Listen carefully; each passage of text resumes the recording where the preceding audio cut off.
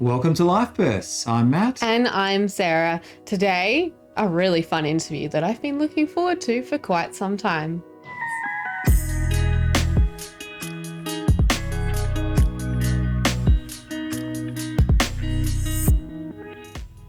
This is Life Bursts. It's great to have you joining us. So whether you're listening on audio, on radio, on podcast, on Facebook, YouTube, or community television, this is Life Bursts bringing stories to you.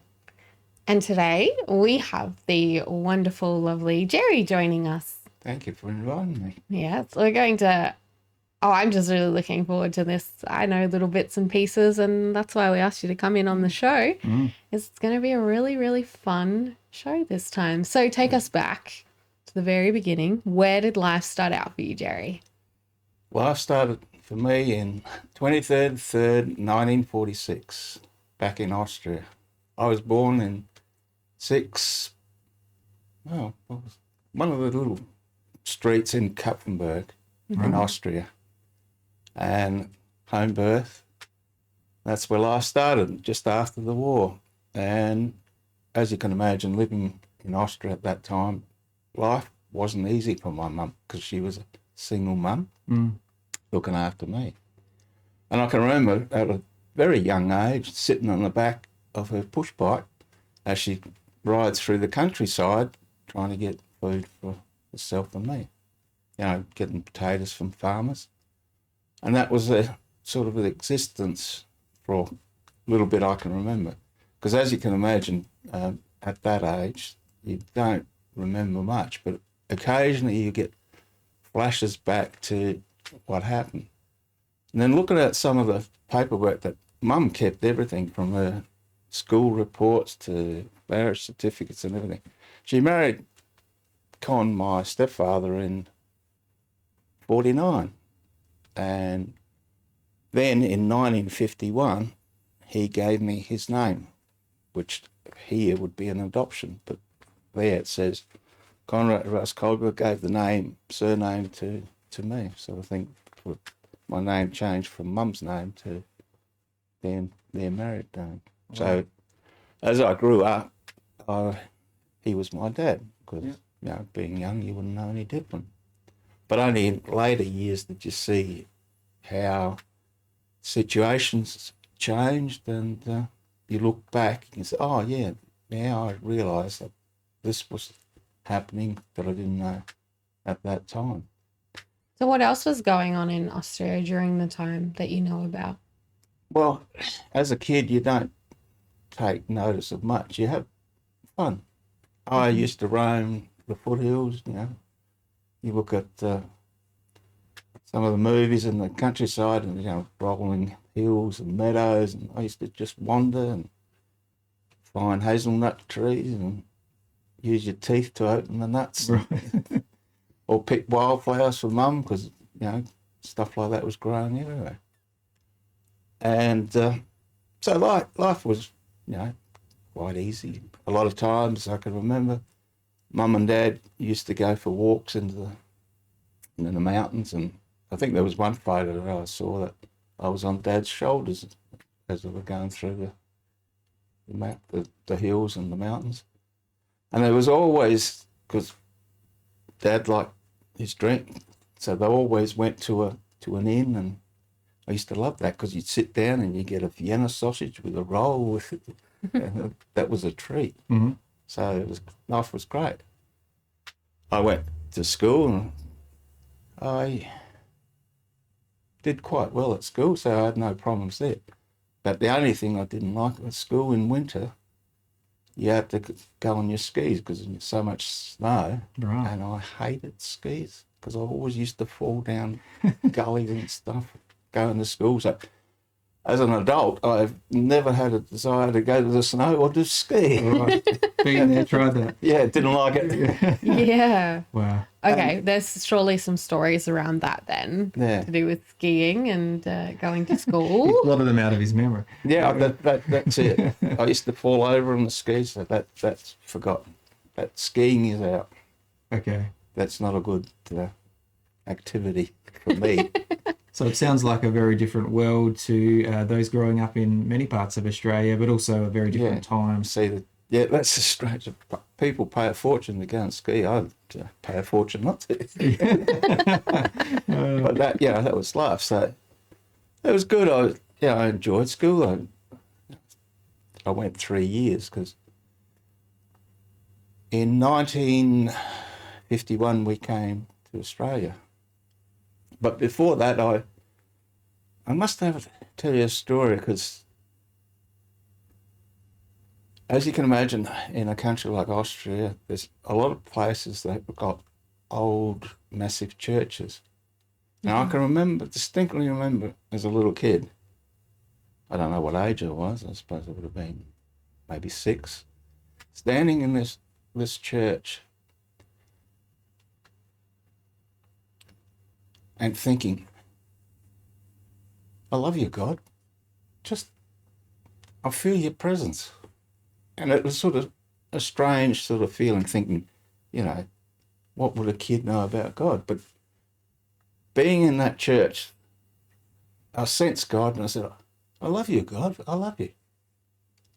But also later on I learned where we lived, there was a small river and a canal that I think fed a hydro plant.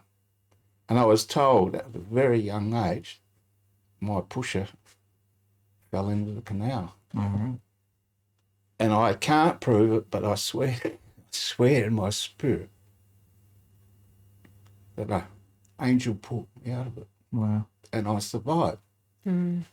And then, as I said, shortly after, I think a few years after, we came to Australia. My dad thought he'd, try something different. Yeah, how did that all come about? Was there advertising around? Were you pressured or how? What I think happened, which I now see, because eventually a couple of years ago I found out who my father was. And the story was that my father was a German officer that got wounded and was in recuperation in the village that Mum worked. She worked in a shop that also was a library, and he used to come in and borrow books. And as he came in, obviously he got to know Mum, and he got to know Mum too well, and that was how I came about. And I think when the war was over, Mum told, because it was shortly before the war, must have been just after or close to the war ending, that I was conceived. So Mum told him that she was pregnant with me. And he said, I'm sorry, Annie, I've got a wife in Germany with 2 children. And he recuperated and the war was over, so they went to the border and he went home. But he gave her money and supported her so that things would be easier. But Con, my stepdad, didn't like that. So I guess, thinking back, that would have motivated him to go to another country. And so he looked at Sweden and then came up with Australia. Wow. So that's, I think, was the motivation for him to leave Austria. Mm. When you found out about who your real dad was, how did you feel inside with every piece of information that you've just shared? How did you Actually feel? relieved, because we never knew what my background was, because every time I tried to find out, I was told mind your own business. Mm. So not knowing the details of that, you have the, worst thoughts you can.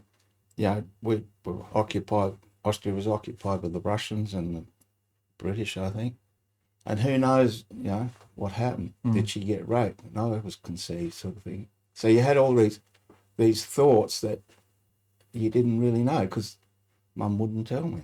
Mm. And apparently I call him my dad because he was my dad. Yeah, that's the only right. dad I knew. Yeah. He told my daughter that he was starting to tell, oh, you don't know. So he stopped telling us. And he said, if Grandma if Grandma dies first, I'll tell you. But he died 20 years ago. Okay. I never found out until Mum was ready to reveal the circumstances behind it. Wow. Oh, thank you for sharing that. Yeah, It's thank incredible. you. It's, you know, it made you think, oh, well, at least there was a relief that the worst thoughts weren't that. And it was everything was okay, and she was okay, but we still came to Australia in Yeah. 1951. Well, when we come back, we're going to explore that a little further. This is Life Burst with Matt and Sarah, and we're chatting with Gerry today. This is Life Burst with Matt and Sarah, and today we're chatting with Gerry. Okay, Gerry, continue us on the journey. As I said, in 1951, Dad decided to come to Australia, so we got on the train in Kapfenberg, caught the train to Frankfurt, because that's where we departed from Frankfurt, and we got on a turboprop plane, the old types, not the jets, but the 4 propeller planes, not the Constellations, but quite a big one. And we flew. I can remember being a young child, 8 years old. Oh, this is exciting. You're looking out and remember flying over the Parthenon in Athens, and then on to, I think it was one of the Arab countries, Bahrain or somewhere. I can't remember that one. And then on to Karachi in Pakistan. And from Karachi, we flew to Bombay. We landed in Bombay, and all of a sudden everybody had to get off the plane and into a bus. And the bus went through the city. And I can remember Bombay. The only thing I really strongly remember was the horrible smell. Just awful. Anyway, the bus took us to this flash place. It was the Taj. Remember about 10 years ago, terrorists attacked it? Right. That was the place that they put us up for the night. Oh, okay. Yeah, because apparently we've found out that it had problems with the engines and they had to work on them overnight. So they put us up in the Taj. That was a beautiful place. And you go downstairs. As soon as you walked out the door, urchins from everywhere surrounded you, begging, because they had nothing, obviously. Yeah. And so from there, went on the plane, flew to Rangoon, and then down to Perth. And we landed in Perth Airport. As you can imagine, in November 1951, we got on the plane in Frankfurt. It was -3 degrees. We landed in Perth. In summer, 41 degrees on the tarmac as we got off. Got off the plane. Mum told us the story. As she got off the plane, she sat on the case and cried, I want to go back home. It's too hot. It didn't like it at all. And you imagine in 1951 that everything, infrastructure, was nothing like it is today. It was, get off the plane and walk across tarmac and everything. And on the bus, we all herded onto a bus and drove 60 miles inland to Northam. And that's where the migrant camp was. Apparently it was an old army base, barracks and that we start. And the other horrible thing that sticks in your mind that you never forget, we went in to have tea. So we sat there, we got a plate, mashed potatoes, and saveloys. And we looked at this, what's this? We couldn't eat, growing up in Europe with European food, and yet plain white mashed potatoes with these red saveloys that tasted like nothing on earth. It was horrible. Really horrible. Send me back. Mum and I cried. Dad, he just ate anything. He just, hucked in and ate it. What about breakfast and lunches? I can't remember it. This was the only thing I remember of those barracks. And obviously being in the sort of barracks, they were basic, just a room, hot, no air conditioning, no stuff. So shortly after staying there, Dad found a place to board, and it was a sort of boarding house where we had a large room with a small enclave where Mum had a primary cook it, and she cooked all the meals on this one primus. Mm. And we lived there for quite a while. Okay. And I think about 18 months after we were there, I think Dad decided work wasn't there. But the one thing I also remember about that place, as you can imagine, coming from Austria, going to a new school, Mum sent me to the school in short lederhosen. Okay. And can you imagine Oh no. what happened going to that school? Oh no. The names you were called and the things you were called. And from that day onward, I vowed and declared, I'm not one of those you Australians. I'm an Australian. Right. And I lost the desire to speak German. I only speak English, home, everywhere. Mum didn't like it, but... What about the lederhosens? What happened to them? They were only worn once, never again. Never again. Well, you outgrew them anyway. Did they just disappear? Oh, I can't remember, but I never wore them again. And I vowed I'd never wear them again. Okay. So you were truly Australian at that point. It was a decision. Yeah. So your dad found work, so that took you out of the... Well, there was a bit... The strange part is when we came out, a lot of these people had professions. Now, if you were, whatever you were, they found a job for you in Perth and a house. But Dad said he worked in a steel mill, which was his last job that he had.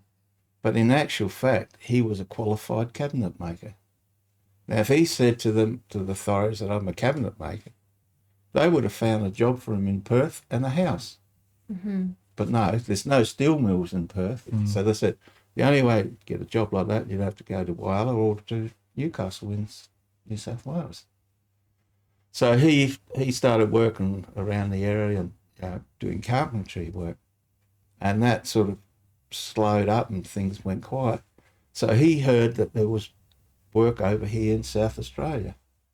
So in about 54 or something like that. I'm getting the dates mixed up. Anyway, it doesn't matter. That's okay. About 18 months after being in Northern, he came across to South Australia and he got a job building the first Osborne powerhouse. It's since been demolished and rebuilt again. Mm-hmm. So that was the job that he got. Once he had the job, he sent for us, and on the train we got and came across to South Australia. All right. So you were, what, 10 years older so by then? About 10 years old, yeah. Gee, so it's more adventures. Oh, yeah, that's right. So, and he also found, working at the Osborne Powerhouse, he was working with a Polish person who had a house in Hendon. So the guy there sort of rented out a room for us to live in. So we lived with this Polish couple in Hendon for quite a while. So being in Hendon then, Mum had to find a place for me to go to school. So she tried the Catholic school in Royal Park. I went there for a short period of time. I said, if you send me back there, I'm going to leave. I'm going to run away. I'm not going to that school. I hated treatment in Catholic schools. So she sent me to the Hendon Primary. So I went there for a while.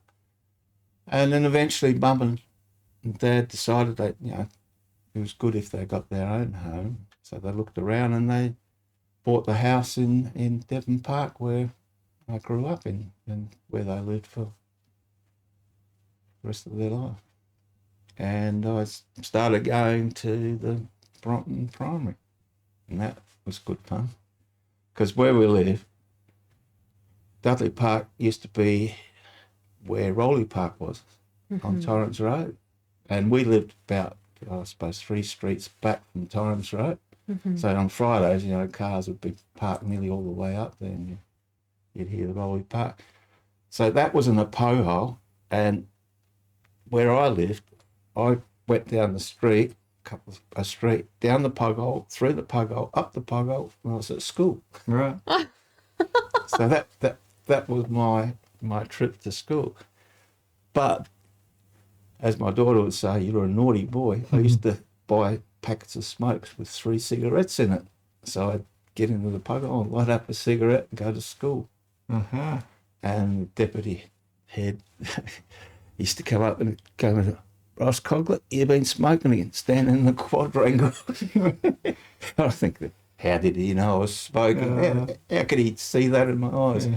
Little realising he smelt it on me, which smokers don't realise because they can't smell it. And you're also in an enclosed space while you're doing it, so. No, it wasn't enclosed because it was out in the open going through the pug hole. Oh, okay, right. Yeah, the pug holes used to be the areas where they took the clay out for the brickworks. And now they're all filled in and houses are there. But school, I liked school because I wasn't a dummy. I think when I finished year 7, I was top of the school. And they said to me, what school do you want to go to? I said, I want to go to school where I can do languages. So that at that time, there was only 2 schools close. One was Croydon Tech, which was a technical school, and I didn't want that. I wanted the other one, which was Woodville High, which they did Latin, they did French, I could do German there. Well, that might be a good point to pause, and we'll find out where you went to school. This is Life Burst with Matt and Sarah. We're chatting to Gerry. You're with us on Life Burst, so we're chatting to Gerry. Gerry, let us in on where did you go to high school? Where did you end up? Right. I ended up in Woodville High because I wanted to do languages, and I had to do I guess you call it an aptitude test to find out what classes you go in. After filling out the paperwork, I ended up in F class, which didn't do languages, which I wanted to do. So I had to do woodwork instead, which I didn't like. So after a year of that, I went into art because I didn't have to do those subjects. And I progressed through the classes quite well. Did you make anything interesting in woodwork? Yeah, I was one of those set squares and a few other things, and tie holder, but it was all just basic stuff. Not very exciting. No, I didn't think so. Other people would have thought it was great because they loved doing that stuff, but I didn't. So I went on and did quite well in a couple of years, and then the 3rd year, the teacher told me I was going to fail. So to prove him wrong, I went and studied for a couple of weeks in maths and got B's in art and C's in geography and a few other subjects. So I passed and finished intermediate. Yeah. And as my parents told me when I asked them about uni, they said it was a waste of time and a waste of money. So I went out and found a job. So I found a job at Myers in the basement selling kerosene heaters. Right. And then I went on to Lucas, which were the battery and spare parts. I wanted to be in the office because my forte is always figures and stuff like that. But they put me out in the store, and although I did as best as I could, but the head storeman had a dislike. Maybe he didn't like Europeans or what, but he made life miserable. And one day when I had to deliver batteries in their brand new ute, I had the windows open because it was hot, had no air conditioning, and the papers flew around. I went to grab them, and as I grabbed them, I saw the car going down South Road, down by Henley Beach Road. And by the time I realised what happened, I'd gone through the lights, turned around, did a U-turn, and came back. At the same time, the guy got out of his car, saw that his car got out of the house, saw his car got in and chased me. But he didn't see me do a U-turn because that road goes around the dog leg. By the time I came back, and then I couldn't find him, couldn't find the car, so I went back to work. They went with me to the police station to report it. They're going to lock me up because I left the scene of an accident. But I said I couldn't find anything. Anyway, everything was resolved, and eventually I lost my job because they thought I wasn't an asset. That was the last straw. That was the sort of the last straw. So I went from there to the Farmers Union, and worked there, and that was clerical work, which I like. I was going to do accountancy, but I couldn't get my head around it. I wanted to do it, but I couldn't understand it. So mate and I used to go to the pool and play pool instead of studying, because accountancy and auditing was a really dry subject. So I passed through that and got sick of working in an office, and I thought, I'll try life out in the real world. I'll go and work with my dad. He was a subcontractor with Blunts building homes. Okay. And you'd build homes in the middle of nowhere. A truck would bring all the materials and you'd start digging holes, put the stumps in, up, you build the house. So I did that. But working for a dad, as you can imagine, isn't an easy task because he always expected more from you than you could deliver. And hating to working with your hands, that side of things didn't help much either. But we worked there for quite a while with him. And then one Christmas, Blunts used to always put on a Christmas party for the kids and a party for the adults. The kids would get presents and fun and stuff to eat and drink. And the adults would get a few drinks and stuff, and have a bit of food.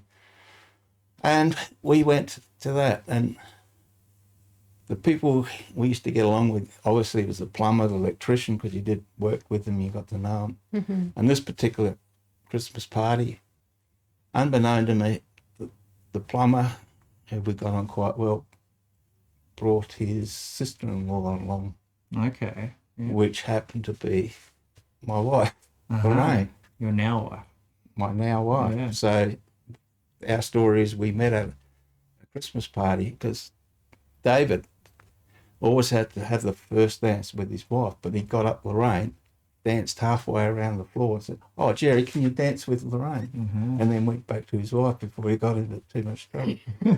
And we sort of met and clicked, and from there on we got to know each other. And then the official Christmas party, she came to it with her then boyfriend, and she sat opposite me, and obviously there was chemistry between us because her boyfriend sensed thing and he couldn't work out. He said, "I'm going home, you coming home with me?" She said, "No, I'm staying till then." Okay. And from that on we got to know each other and eventually got engaged and got married. And, Okay, how did you propose to her? yeah. How did I propose to her? I can hear you right now. I think we bought the ring. I said, wasn't that right? She said, I think I had to ask her to marry me. Thinking back, something like that. Okay, so there wasn't just, you just poked a ring at her face. Well, It was like, here, Could have been, here, take could the have been ring. something. It was too long ago. This was 52 years ago. You know? Good job, you remembered the year. No, at least 51, 52. No, it is 52, it's okay. I talked to her beforehand. It was 52. It was Clarify. in 69, and my arithmetic's quite good. And then you got married. When did you Yeah, get married? Tell us about that. Yeah, we got married up at the church at Crafers. And it was good. And then our honeymoon was in Woomera. Okay. Because just before I got married, Dad got the contract to build some football club rooms in Woomera. So we were up there for 4 weeks building, came down, got married and had to go back and finish the job. Okay. Yeah. Right, so you didn't really have a honeymoon. You just went to Woomera. That was our honeymoon. We went nowhere else. So you went to Woomera and you worked, and Lorraine just Yeah, had to wait for you to stop working? yeah. Well, that's it. 'Cause Okay, right. So there wasn't really a honeymoon. You just went away. you couldn't stay in a motel. In Woomera, you had to be sponsored to be going. And to get into Woomera in those days, even now, you can't get in there, just walk in there. You had to answer questions, you know, you had to go through security. And there was a family that sponsored Lorraine to stay there, and I could stay with her because Dad and me were in single quarters. There's a big complex where you had, you know, beds and bedrooms and big mess hall and the bar where you'd finish work, you could have a drink, 6 o'clock the bar closed, so you'd have to go in and eat. So you had a big mess hall and all the food was there. But we stayed in this home. That was our introduction to married life. And then Lorraine went back, and when the job finished, I came home. And I had to give up the job because while the last week that I was up there, apparently there was a prowler where we rented. We'd rented a house just down the road from Mum and Dad. Had a prowler, so Lorraine said, "You better stay home." So I told Dad, "I'm no longer working for you." That was back in 69. That sounds so romantic. Yeah, so was love. So romantic. So once again, I was out of a job and staying home and to do things. I entertained visitors, and one of the visitors was the Mormons. Okay, we're going to stop right there. I love this. I love when you can just stop your guess and when you're on like a cliffhanger and then everyone has to wait. This is Life Bursts with Matt and Sarah. We're chatting with Gerry. We'll be back to find out what happened next. This is Life Bursts with Matt and Sarah. We're chatting with Gerry. Okay, Gerry, you've moved out from Woomera. You've had a very romantic honeymoon in Woomera, even though it wasn't really a honeymoon. And your wife still wanted to be with you. What happened next? Well, next I got a few different jobs and moved along, and children came along, first Julie and then Stephen. Then eventually we bought our house up in where we are now in Banksia Park. And I got a job at Mobile, and I used to travel quite a bit. Oh, you were talking about some interesting guests that came to your door. Oh, Yeah. the Mormons, and they Yeah. tried to teach me about Mormonism. I started reading the book, and I thought, well, a lot of crap, and it's... He So just did the throwing out hand. It was rubbish, because what they said, the sinners turned black and went down to South America and all that sort of stuff, and the whole Mormon Bible was given to one person without proof, and I thought, I can't. Wasn't for you. Wasn't for me. Didn't sound true. Anyway, so that was the end. No more religious input in my life. As I said, we had children, moved up to Banksia Park where we bought the house, and as I travelled a lot, one of the friends that Lorraine knew invited to a ceramic night where it only went for 10 minutes, but the lady that was there, God told her to speak to somebody about me. So he did. He talked to Lorraine, and Lorraine became interested in what she was saying and went to church, got saved at Clemsing in those days, and got saved, got filled with the Spirit, got healed all in one night. What do you mean that somebody spoke to Lorraine about you? What A friend what does that that she mean? knew from a church we used to take the kids for Sunday school, so they knew each other, but specifically God said to Connie, speak to someone in there about me, and that was Lorraine, because Oh, Lorraine God, yeah. sat opposite her. About God. Okay. About God. Yeah. So that triggered the story for Lorraine, and she got saved. And as you can imagine, your partner gets saved, you want to bring your partner to the same realisation. But me, being me, didn't want to bother. I was happy. So she used to go off to church. I used to stay at home, have my long necks and watch the replays of the races, and I didn't need church, she did. I didn't. But eventually, always this things happen at church. Oh, would you like to come along? So, yeah, you'd go. And every time you went, somebody would come, do you want to go forward? Leave me alone. Would you? No, leave me alone. Get out of my face. Get out of my So- face. Yeah. Things happened. And then about 3 weeks in a row, I was in church nearly every Sunday. And at that time, my brother-in-law and sister-in-law and their children went to church. And they used to go back to his place and have the young ones around, and they'd put on supper after church, and they'd talk. And at the end of that night, they'd asked if I wanted to join them in prayer. No, leave me alone. And then this particular night, Malcolm was playing this record, and I heard it. And they said, quiet, he'll hear it. But it gripped me. And I said, can you copy the track? And he copied 2 tracks. And that time, I was going around Adelaide to all the service stations because I was helping out a guy that was on holidays, and he used to go around and dip the tanks and check the books. So I did that. And every time I got in the car, I'd play these 2 tracks in my tape deck in the car. And then the next week, I happened to be in church again for some unknown reason, can't remember what. And after the service, we went back to the sister-in-law and brother-in-law's place, had supper, and at the end, they asked, do you want to join and in prayer. And I said, yes. And I said, can you play that record? So he put the record on. We stood in a circle praying. And as I stood there, this shaft of light just hit me.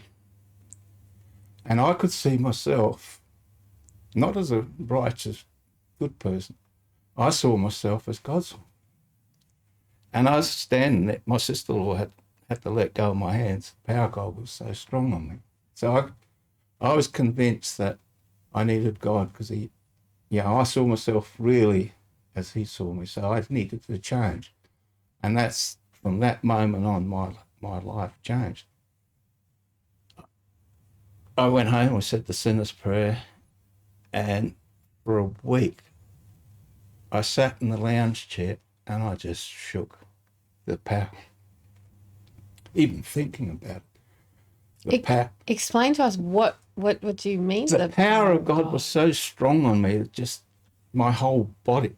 That's, if you look at history, the Quakers, the power of God was so strong on them they quake. And that's how I sat. I sat in a lounge chair, couldn't do anything because the power of God was so strong on me. Did you feel peaceful? Did you feel anxious? I felt ecstatic. I felt it was just unbelievable. People come close and they could sense there's a power around me. And the one of the pastors, the area pastors, came around and sort of prayed for me. What would you like? And I said, pray for the baptism of the Spirit, because I knew what happened to Lorraine. Anyway, he prayed for me. Nothing happened. Eventually, I came back to more of a normal life, and in those days at Paradise, because that's where I got saved, at Paradise, they had a 5-week program that the council would come and explain the basic things that happened to you. So he was assigned to me. He came around and just lived around the corner. And I was so far on for God, wanting to know everything I could about everything. And I was so excited that I put a fire under him. So when we went through these lessons, he got a new touch by God. And from that, Paradise also used to have Christian Grow Class, which was a 13-week program, which sort of went through different areas of the Bible, different things that happened in life, like water baptism, baptism of the Spirit, and all that sort of thing. That gave you a good understanding of what has happened to you. So we went to that, and I really enjoyed it.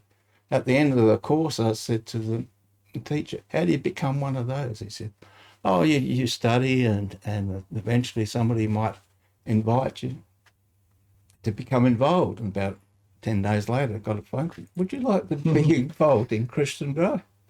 So I started going to Christian Grow class and being an assistant teacher and teaching new Christians the basics of what the Bible's all about. And that was really an exciting time. And as you can imagine, new people in faith, a lot of them don't understand what's happened in their life and what it all means. And some of them have hang-ups that they've had all their life. And you explain how God looks at different situations. And it was an encouraging time to have input into these new Christians as they were. Because you just experienced that for yourself. Yeah, I experienced it. And being open to God like I was, because one of the things I said early on as I got saved, whatever you want me, I'll do it. Because you hear stories, people, God speaks to them and they won't do it. But they just go around in a circle and God speaks to them again until they are willing to do what God wants them.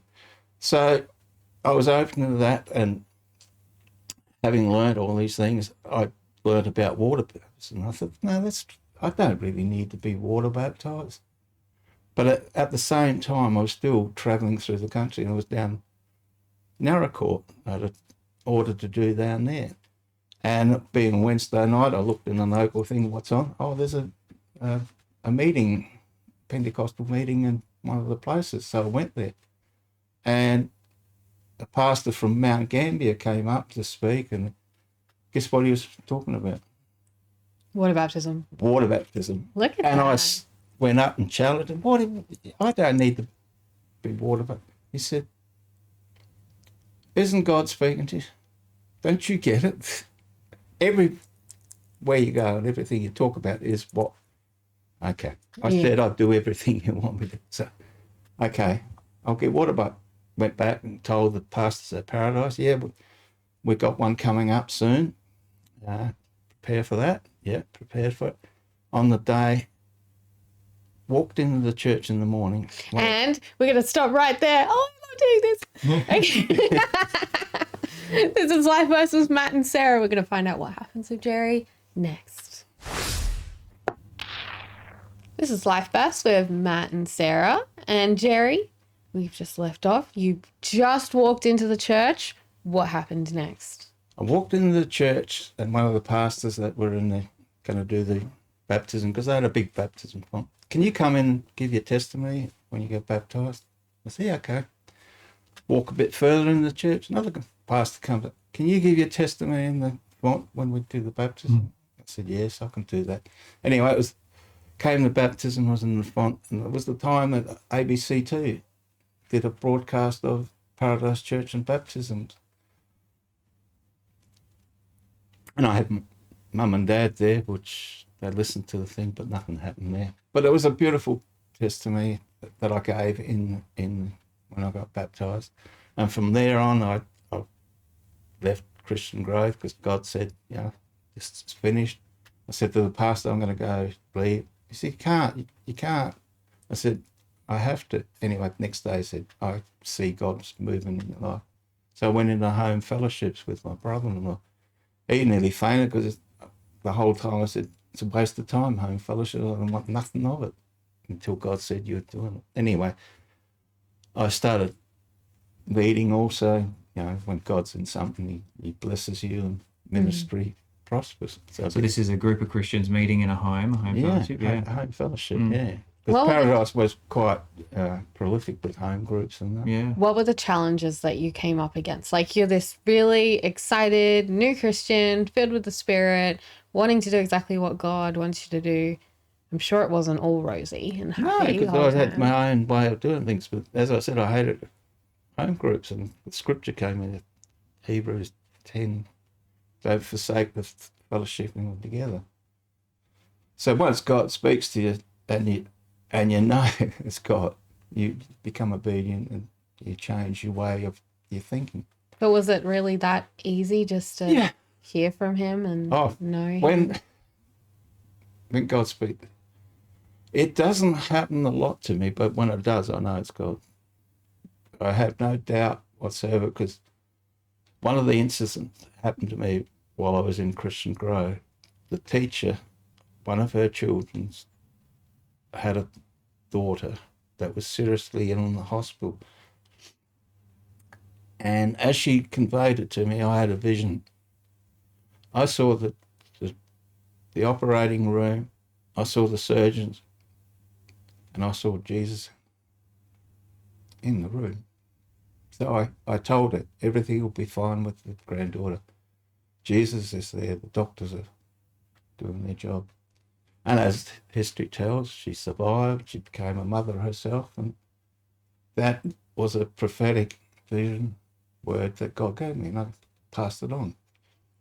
And those sort of things happen through life where God speaks and things sort of shows me things that I need to do or I need to confess. And what do you mean shows you? Like, do you see pictures in your head, or do you see things in the room? I see pictures in the head. I don't hear an audible voice, but the inner voice of the Spirit tells me, my spirit. And I have that strong conviction that what he has said is true. And that's happened in different churches, because we've been in Paradise, we've been in Teacher Gully, we've been at Ridgehaven. But wherever we go, it's where God's directed us. Because one day I was driving past Ridgehaven and God said, I want you to go there. And everything I heard about Ridgehaven, the things that happened there, was just the last place I wanted to be. God said, that's why I freaked Lorraine out when I said, we're going to Ridgehaven next week. We walk into the church, there was 8 people, a core of 8 people left. the pastor said, turn around and say hello to anyone. We stood there and everybody turned out. We were in the centre, nobody sort of, and Rain thought, this is no good. No coffee after church, no cold. But I said, that's where God wants it. Next week we went. She said, Ray said, I'm not coming here if we don't have, fellowship and coffee. Next week they had coffee and fellowship. And as it was, that's where we were meant to be for a while. And that's where we fellowshiped and then went on to other places. And also through that period of time, I went to Tabor Bible College where I studied. And even there, during one of the lectures, Barry Chance said, we're doing prophecy today. Who wants to prophesy? And I put my hand up. All right, come out. He said, who wants to be prophesied over? And girls came out. He said, okay, Gerry, trust in the Lord and do your bit. So I prayed. I started praying in tongues for her, and the Lord showed me things, and I shared it with her, and it spot on. It sort of spoke to her spirit, and it's what she needed to hear from God. Explain to us just briefly, what is prophecy and prophesying and all that you're talking about? Prophesying was when the prophet's got a word from God. These days, it's not the same as in the Bible days. In the Bible days, the prophecy was written down, and that constituted our Bible. But now you get, I guess it's more a word of wisdom, something like that. But sometimes you do speak into people's lives and say things to them that are going to happen that you have got no idea. Because one of the things that I can remember, there was a couple in our church, and they'd been married for quite a while, couldn't have children. I'm sitting in the chair, a couple of chairs behind them, and God says, tell them that they're going to have a child next year. And I think, can I? Yeah. What? What? Yeah, okay. They started walking up the aisle as they were leaving. I went up to them and said, God's shown me that your wife is going to be pregnant next year and going to have a child. And? She had a child the next year. You're sharing all of this really cool, awesome stuff. And some people listening or watching might think, I want to feel that really cool, awesome stuff too. What would you say to those people? I would say, open up your heart to what God wants in your life. Don't look at the natural, because God is not a natural God, he's a supernatural God. So if you want to be involved in the work of God, open your heart, open your spirit, read your word, see what God wants in life for you. And if your heart is open to receive, God will speak to you. God will teach you. God will lift you up when you're low. He'll show you the direction you need to go in your life. Because you never know what you say, what you do, how it would affect somebody. So I'm not super spiritual, but I'm obedient.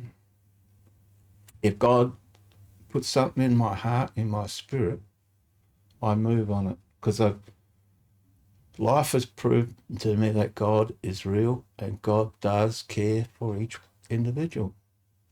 And if you get something from God, how exciting, how fulfilling it is if you can share something that God shares with you to others, and you can see the effect that it has on them.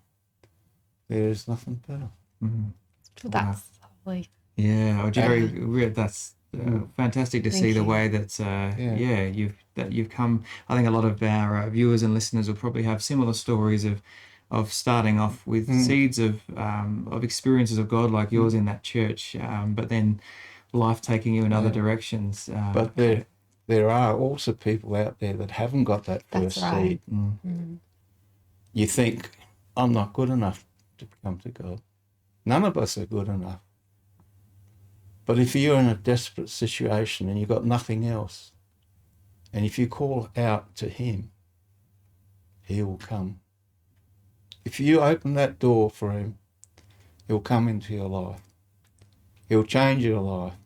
It mightn't be instant, but it'll be a gradual thing that you'll learn to cope, to live, to have an experience that is exciting, fulfilling, and know that you are loved.